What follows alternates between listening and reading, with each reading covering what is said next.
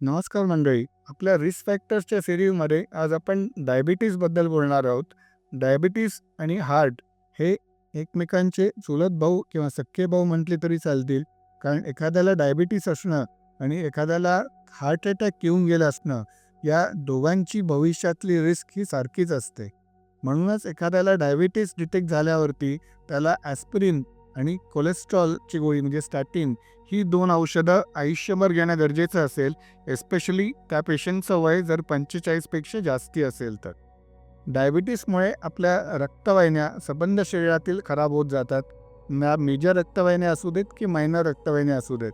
या advance ग्लायकेशन bye प्रोडक्ट्समुळे ऑक्सिडेशनमुळे बरेचसे blockages तयार व्हायला सुरुवात होते आणि त्याचा परिणाम आपल्या हृदयावरती, मेंदूवरती, डोळ्यांवरती आणि किडनीजवरती या प्रत्येक अवयवामध्ये ब्लॉकेजेस झाल्यामुळे त्यातला रक्तपुरवठा कमी होऊन या अवयवांना डॅमेज होत असतो.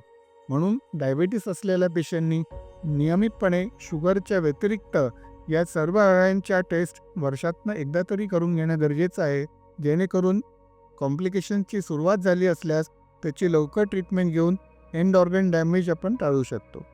धन्यवाद.